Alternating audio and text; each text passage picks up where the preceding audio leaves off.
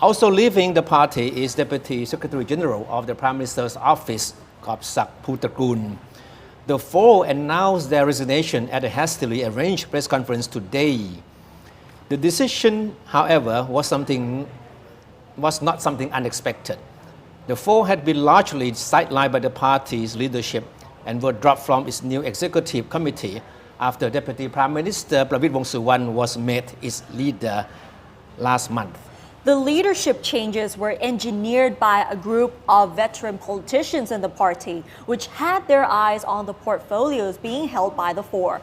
However, Energy Minister Sontirat denied that their resignation was prompted by conflicts in the party, while Finance Minister Uttama downplayed speculation that they might form a new political party afterwards. The four said in a statement that they decided to leave the party because they believe that their mission in helping Palang Pracharath party become the core partner of the coalition and in pushing through several economic and social policies has been fulfilled. They also said they want the new leadership to have a free hand in running the party. Prime Minister Prayut has been under pressure to drop the three ministers in a cabinet reshuffle. General Prayut was quoted as saying during his visit to the Bangkok Post newspaper yesterday that he would select the most skilled people should he decide on a cabinet reshuffle. But when asked by reporters today, the Prime Minister refused to comment on the resignation from the party by the three cabinet members.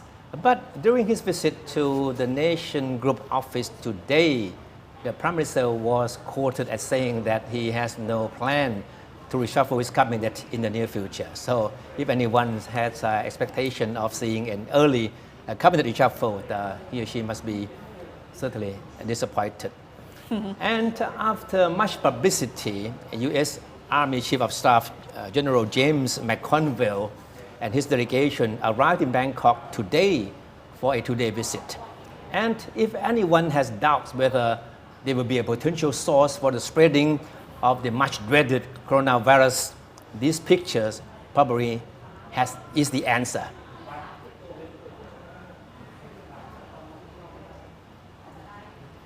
So these pictures were promptly made available to the media by the Royal Thai Army, which apparently wants to assure the Thai public that the American visitors will not pose a health hazard. As you can see, each of them is being given at a COVID-19 test. According to the report, all members of the delegation were given a COVID-19 test upon their arrival at the military air base in Don Mueang, where they were welcomed by Army Commander-in-Chief General Apirat Kongsompong. The report quoted the American general as praising Thailand's success in containing the pandemic and agreeing to have these pictures of them being tested for COVID-19 publicized. The visit here by General McConville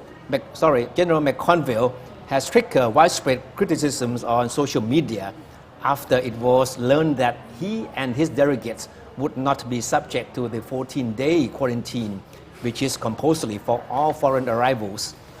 Self-styled political activist Siswan Janya has even gone to the point of asking the National Counter-Corruption Commission to investigate the Center for COVID-19 Situation Administration for alleged negligence for exempting the American delegation from the required quarantine. General Apirat yesterday said the Americans are visiting the country as special guests of the government. They are visitors under one of the categories adopted by the CCSA that subject them to health surveillance short of the 14-day quarantine. General Apirat insisted that the American delegation never asked for preferential treatment and they are being treated according to existing rules and regulations. During their stay, the delegates will be closely monitored by the Thai health officials. They will not be allowed to visit public places or to take public transportation. General McConville will call on Prime Minister Prayut at the government house tomorrow before leaving the country. General Apirat said the main objective of the visit by General McConville is to sign the so-called strategic vision statement between the two countries. And as we all know, General Apirat Kongsompong is a staunch loyalist and a strong supporter of the Prayut government. So there has been speculation in the past few weeks that he might have his tenure extended when he reaches his mandatory retirement age at the end of September this year. On September the 30th, I will pass the baton and my mission as the army chief will be over. And he told reporters yesterday. That was a very strong statement That's here. right. In fact, there's been a lot of speculation about his future. Of course, one speculation was that he would have his tenure extended, and of course he shut down the speculation yesterday. And then there is also speculation on his political future, which is something of a big debate now. And Kunat, day in and day out, we have been hearing this directive, don't lower your guard, right? Yes, I think we've been hearing this all the time during the COVID-19, even when we don't see any more local cases now. We've been reminded that we have to keep our guards up and wear a mask all the time. But it seems like someone has decided not to. Of course, the directive that we were talking about has become sort of an anti-COVID mantra. Don't lower your guard and then you will not get infected. And of course, it's natural that everybody would expect the public health minister, the man supposedly leading the vanguard against the virus, to set an example in not lowering the guards. But Anutin, the public health minister, has found himself in hot waters once again for ignoring the directive that he himself has been touting a lot. During a brief encounter with reporters yesterday, Anutin had to apologize for not wearing a mask while attending the 4th of July function at the residence of the U.S. Ambassador Michael de Sombley last Saturday. He posted a picture on Facebook of himself while posing for a photograph with the ambassador. With him was also Panprapa Yongtragun, assistant spokeswoman of the Center for COVID-19 Situation Administration. None of them was wearing a mask.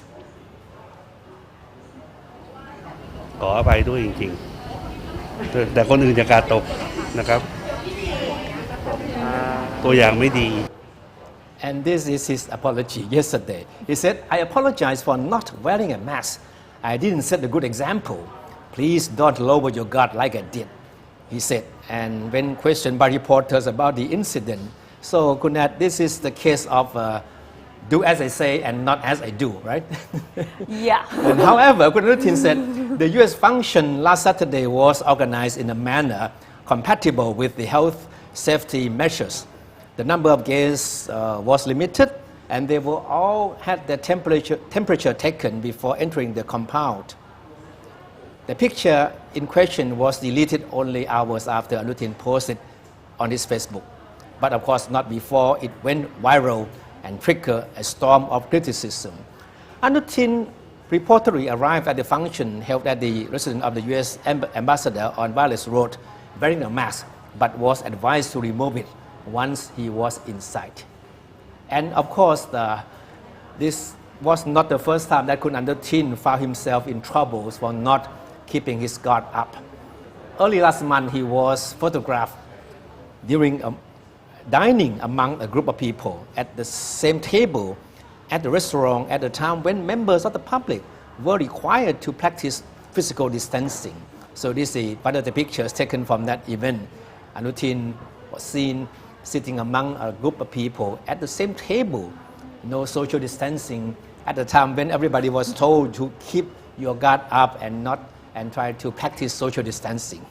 And these are all members of the parliament as well. That's right, yeah. And the thing is, Mr. Anutin was not wearing a mask during the functions at the U.S. Embassy, and this picture as well.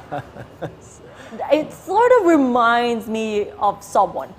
Yeah, that's right. And in fact, Anutin, when he was first asked about this incident at the embassy, at the residence of the ambassador, the function there, right? He said, well, don't be too dramatic about what happened, but eventually he had to apologize because there was so much criticism against him on the social media.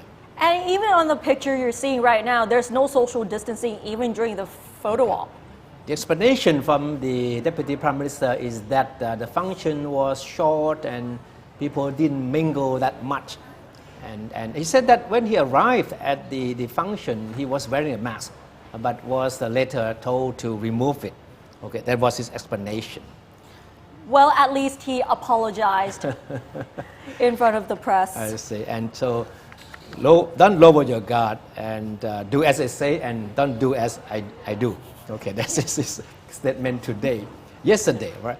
All right, and today the Prime Minister, Kun Prayut Chan-o-cha, continue with his visits to major publishing houses to listen to their views on how his government should manage challenges facing the country amid the coronavirus pandemic.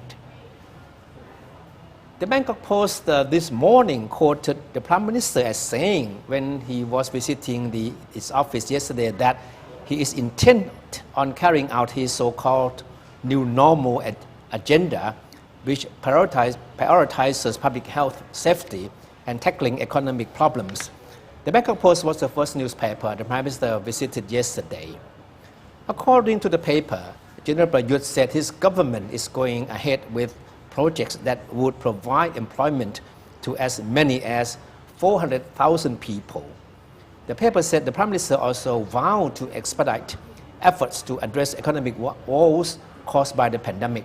The Prime Minister reportedly plans to visit as many as 10 major newspaper offices to solicit their views on what is described as his new normal approach in tackling the country's challenges.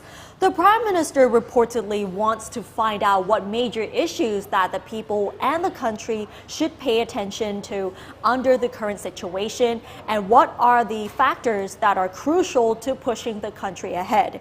In an address to the country last month, the Prime Minister said he wanted to solicit ideas and suggestions from various sectors of the society as input in formulating his government's policies. And this picture was taken from his address last month, and which was seen as a turning point in how he wants to be seen by the public. I mean, as the widely reported, he came up with a new look, the way he dressed, and he's more relaxed. And the way he addressed the people, I mean, more relaxed. And then, but up to now, there has been no sort of official explanation of a sudden urge on his part to visit media offices. And so far as we know, I mean, he has listed 10 newspapers that he would want to visit. But still not clear whether or not after visiting the publishing houses, his next stop will be, I mean, broadcasting media like us. Like TV, radio, or even like online websites. That's right. New media, all these things. So we'll have to see what is his plans after meeting the 10 newspapers in Thailand. And today he went to two major Thai language daily newspapers, the Thairat and Daily News. And in the same afternoon he went to the Nation group, during which he was quoted as saying that he has no intention to reshuffle his cabinet in the near future. Definitely. But speaking of the government, there's one big story from yesterday. So when we are talking about same-sex marriage, many countries have already legalized same-sex marriage. So many people are wondering, when is it time for Thailand? But the good news is there are 2 approved bills which aim to legalize same-sex partnerships. But instead of raising praise, it seems like they received a lot of criticism on this issue.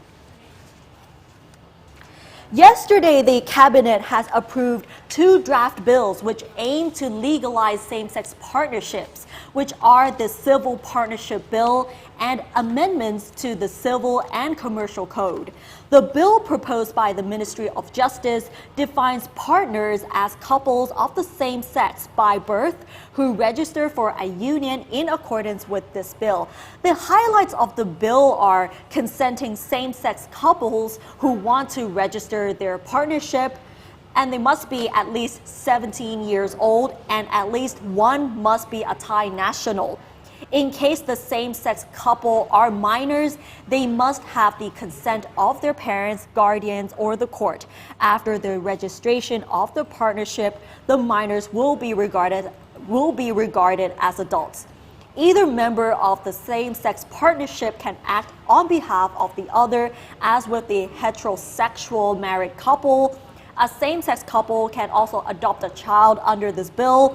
And in case one of the partner dies, the survivor has the same rights and duties as a surviving heterosexual spouse.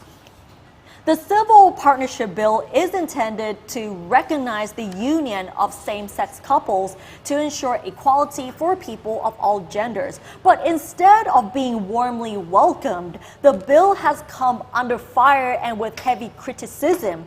Critics has pointed out that the bill does not ensure the same rights as those enjoyed by heterosexual married couples.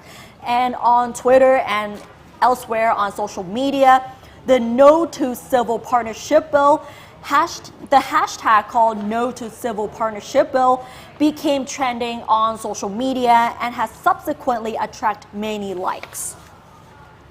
Good. It has been the major topic of debate for many years now. But of course, those who are in favor of the bill welcome it. But of course, you cannot please everyone. Of course, because when it comes to the response of the bill here, they felt like they're not really treated the same way as normal couples do, because there are many things that in this bill they do not receive with the privileges. For example, like the privileges that are usually given to married couples, same-sex marriage may not get the same rights or the same privileges. Or, for example, one of them is asking to change the citizenship of those who were born abroad after the marriage license, so they don't really get that privilege. Like, there are many things compared to heterosexual marriage couples that they felt that the same-sex couples, they felt that they don't receive the same privileges. So it seems like they felt like they've been treated as a different group, not really like the same group with other people. So we can't really say that is marriage equality yet because of the law here. All right. Okay. It certainly will continue to be a debate on this. It will definitely be a very long debate before the bill will be finalized. And it will definitely take many years. Yeah. All right, so unfortunately, job losses have become a common problem in most countries and for most industry around the world now, Kunat. Definitely, and especially in the aviation industry has been dramatically affected by the pandemic. And it's not surprising that many airlines as well as air manufacturers have decided to lay off their staff. And Airbus, which is the leading airplane manufacturer, is no exception here. So recently, the employees of Airbus held protests in Hamburg against the job cuts. So let's take a look at the story.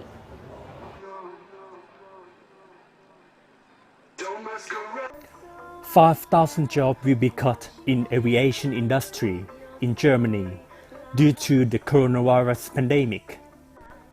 Airbus employees demonstrate against the company's plan, 5,000 job cuts,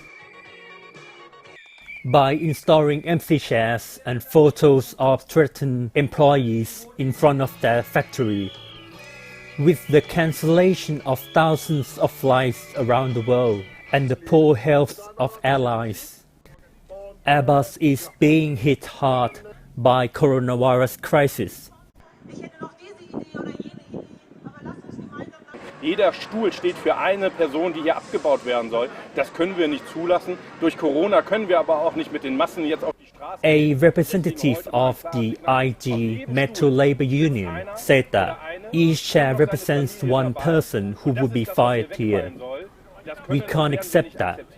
But we also can't go out on the street because of the coronavirus. And that is the reason why we are sending our clear signal today. Every chair represents an employee and his or her family. And it is these people who will be fired. We cannot and we will not accept that. We will do everything we can to keep people working.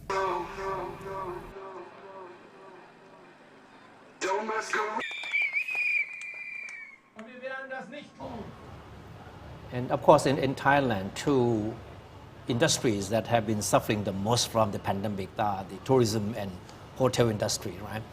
Yes. Because these two industries normally go hand in hand. And tonight we have a special guest who will be talking to us as to how because she represents both industries, how she sees the future and how these two industries will expect to be revitalized in the near future anyway. Yeah. And especially that during the pandemic, tourism, aviation industry, and hotel industries are all linked together because it relies on the amount of tourists, not just travelers, but also business travelers and also other groups as well. So we'll be discussing and what will be the next move for Thai tourism as well as the hotel industry in the near future and how they will revive and recover from the pandemic as well here. So we'll be discussing on many things as well, including the travel bubble, which is in question at the moment, whether it will actually work or whether they will reconsider, because most of the countries that were chosen are pretty much experiencing a second wave here. And back to Thailand, we will be discussing on how they will actually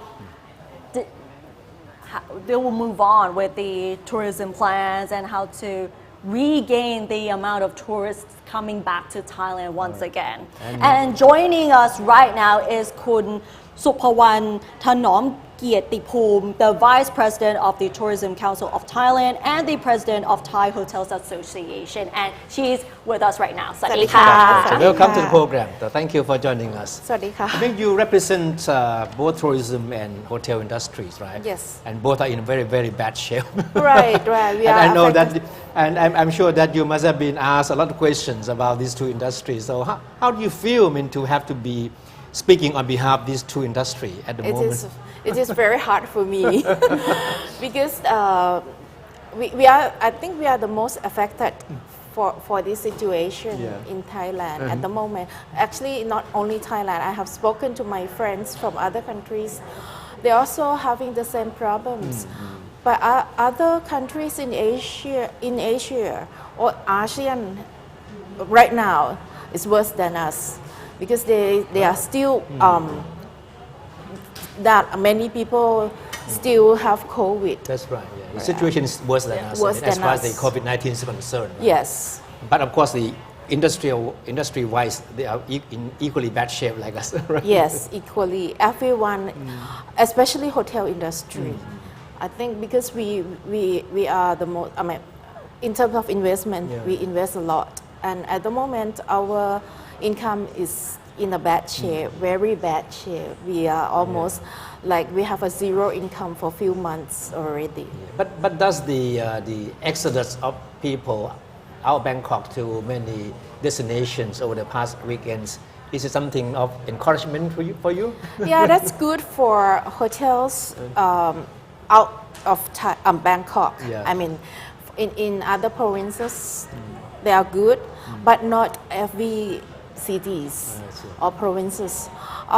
Those are like 2 or 3 hours driving has benefit better than Pattaya, Hua Hin, Chatham, these are in the better locations to attract It's people better from Bangkok, right? than in the north or south.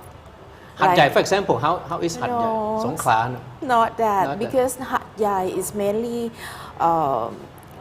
tourists from Malaysia. And that has stopped, the inflow Yes. of tourists has stopped. Actually, Phuket should be good, but because have to fly from Bangkok to Phuket, so I think people are still scared of flying, although still within Thailand. But I've spoken to many people also from airlines business. They are affected a lot as well. They also saying that because maybe people still doesn't want to fly. So driving is more beneficial. But in the short and medium term, do you think the local tourism, with the support from the government, can in any way make up for the loss of foreign tourists? It cannot be totally make up, but at least part of it. And it will be good for hotels, like I said, Hua Hin or Pattaya. But for those in Phuket or Chiang Mai, it's still not recover yet. So as far as you have discussed with all of your friends and people in the industry, what was the biggest concern for them in terms of recovering from this situation? If the country does not open for tourists, overseas tourists to come, there's nothing that can recover or help us to be back to normal or as before COVID start. But I think it will take a long time, or maybe like next year. But it will take like maybe half of a year of next year, or maybe mid of next year. No, I dropped by at a 5-star hotels in Bangkok over the weekend, and I inquired about the conditions it is facing. So they admitted that there were only few rooms that are being occupied. So how can these hotels with only few guests survive under these present circumstances? In a true situation, no one can survive. Bangkok will be in a bad shape as well, because we are focusing on overseas tourists more than local domestic travel. Because mostly people from Bangkok travel out of Bangkok to go to other provinces, but not from provinces to come to Bangkok, very little. So we will facing like occupancy less than 10%, which is bad. That will not make profit for us at all. But some hotels will get meeting and conventions from government sectors or corporate meetings. But corporate meetings also not many at the moment, and it will not cover what we have lost. Because corporate meetings have all shifted to online meetings through Zoom and video conferencing. Is that part of the problem as well? Yes. Actually, it's just a new thing that it's helped everyone during the COVID time. And at the moment, they may be addicted to the Zoom or those online conference, which is more convenience. So are there any types of hotels that might suffer a lot more than other types of hotels? Because some of them target more of business travelers, more of those who are not just business travelers, but foreigners directly, but some of them are more on the niche market, those are backpack travelers. Would there be any sort of hotel that might suffer more from this pandemic?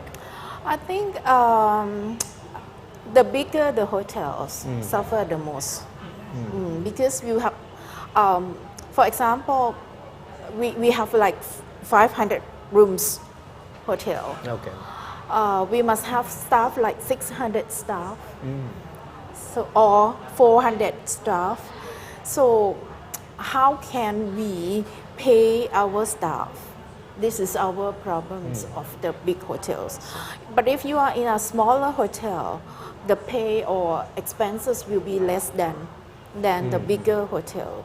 So, and for Thailand, our last year, for example, like last year, tourist arrival was about almost 40 million, and 70% are overseas, 30% only that is domestic travel. So in this domestic travel, 30%. So it doesn't cover for every hotels throughout the countries.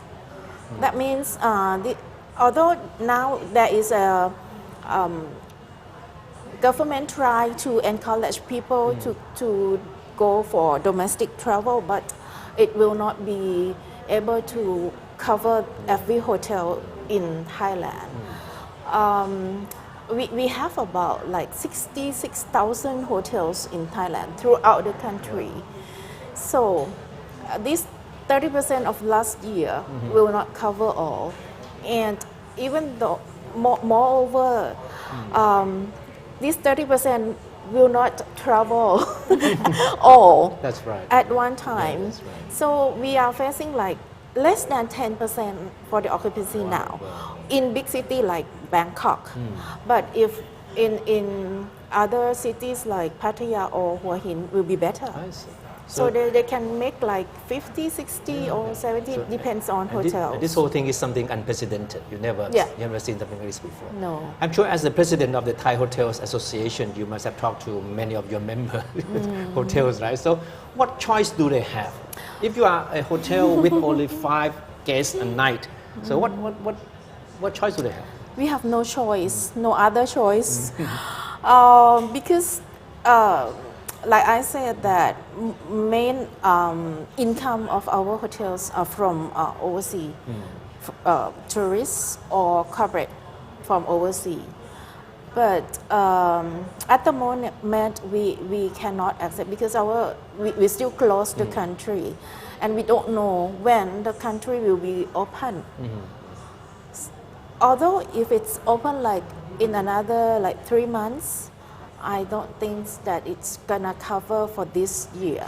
So this year, last year we have like almost 40 million. This year I don't know whether we will have like 7 million or not.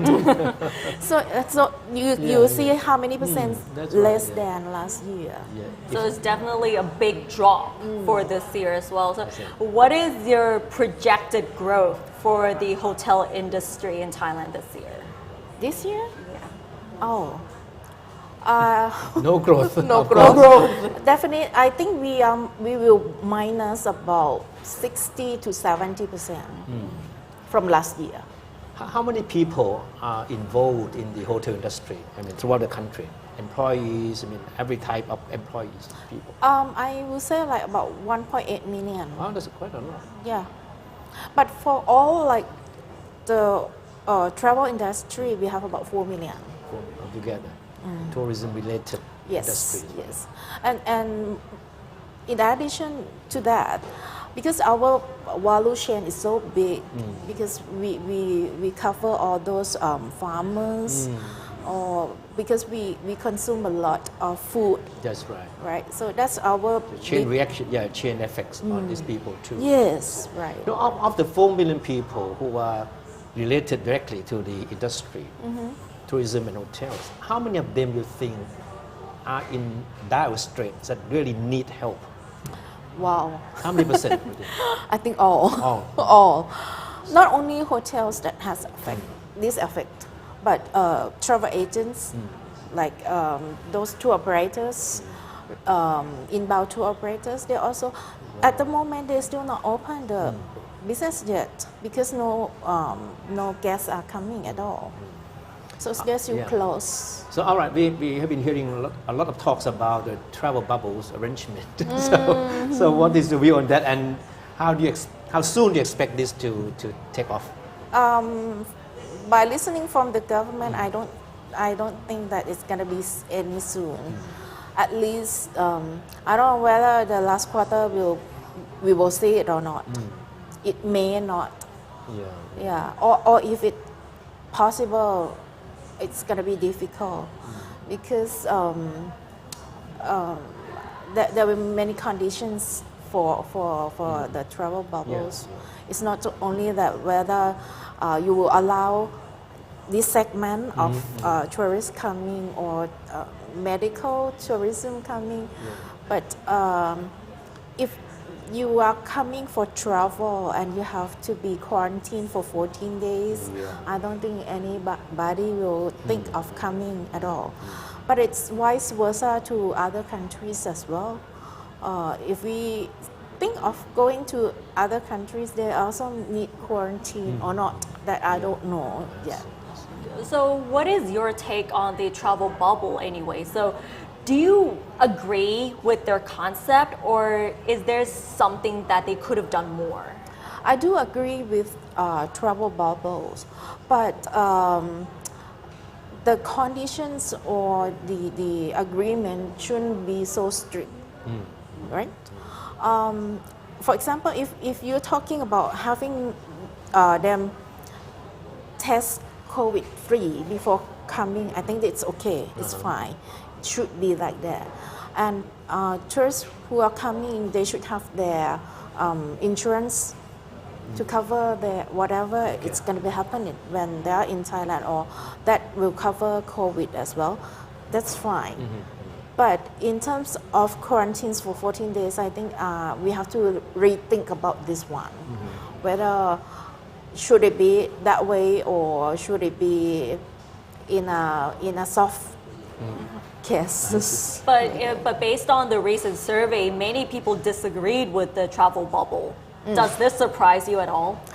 No, it didn't surprise me, but I think some people are just saying it's too hard or too, yeah.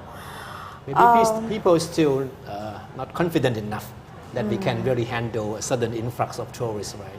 I do understand that people will think of it's maybe too soon to have the tourists coming in, but sooner or later we will have them to come in, because otherwise our country rely on tourist business for like 18% of GDP.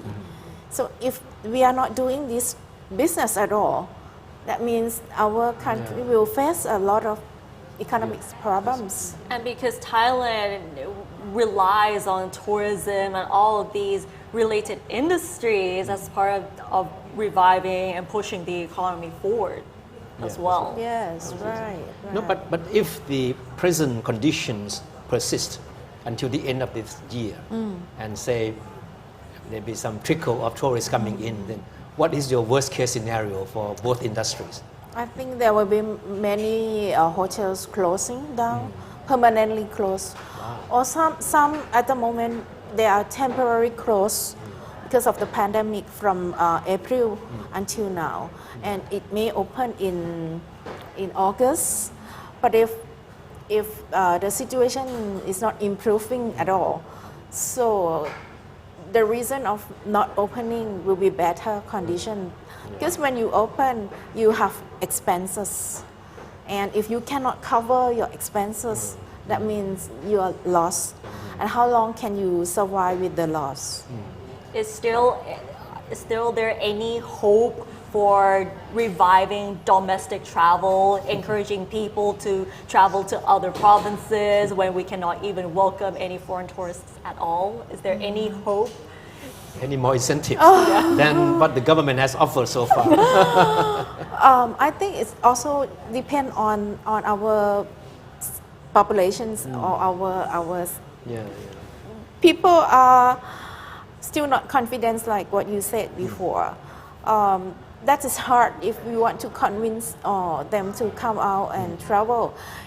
And also, some they, because of the economic problems or the layoff, so this part also is another problem for us for traveling. See, many people believe that the pandemic is a wake-up call that should make us rethink about the ways we do things. So as far as the tourism and hotel industry is concerned, you think you have reflect on how things are going, and how you look to the future, that when this whole thing is over, how you're going to embark on a new sort of a new path for the two industries? I agree that this is a wake-up call for us because we have never thought, and we have done actually in hotel business or tourism industry, we are facing like up and down throughout the 10 or 15 years within Thailand, because we are facing many problems on and on. Like we have SARS, we have political problems within the countries. We have many incidents, but not any case as difficult as this one. So how long do you think the industry will recover? Like how many years? I think at least 1.5 years. That's a minimum. That's a minimum. But it won't be able to be as a number of last year. Yeah. I don't think so because people are thinking a lot more to No, travel. but long term, do you think that we still need to expect that many tourists to visit Thailand? Like we did last year, 40 million, for example. Actually, I still optimistic that people like Thailand and they love to come to Thailand. If everything settled down, like we have vaccine or this pandemic is over, I think it will be back to normal and we can still rely on tourism as before. But I don't know how long. I have talked to the tourism minister, Khun and some other people in the government. And they believe that from this point on, we should not only aim for numbers of tourists, and instead we should think about attracting more so-called quality tourists in the future. Do you think that this is something that we can achieve? Actually, whether it's a quality or a numbers, it's okay if we have to rethink or reconsider of the way how we marketing our country. But the most important thing to me, I think we should think about demand and supply. Because we have too many supply in hotels. I'm talking about because in hotel industry in Thailand, we have hotel that register and having license as a hotel, but some do not have. Many do not have more than what we are having. So this make our countries having oversupply. If we are talking about oversupply, when there are something like this pandemic happens, so the whole thing collapse. And it's difficult how the government can help everyone in the country or in the industry. So this is one of the problems that we should consider to manage demand and supply. So the month of July, this month, which has about 3 weeks left, how do you see things will develop? July still very quiet for us because many of us just start opening up our business. So maybe August, September, October should be more promising. October, I was talking to the minister also. I think we will try to see something in October onwards. All right, so wish you all the best. Thank you very much. Hopefully things will get better with the tourism industry. So let's keep our hopes up. Yes. So thank you for joining our program, and please stay on because you need to talk to us more in our Thai language service after this. So that's all for Thai PBS World tonight, and thank you for watching.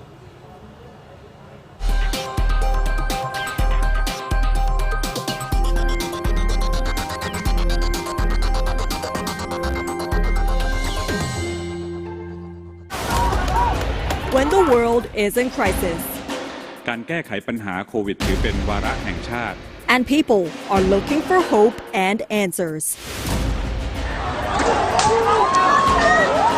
Thai PBS World is there with you with the best minds of the day. Join us on Thai PBS World tonight, every weekdays at 7 p.m. Thai PBS World, we bring Thailand to the world.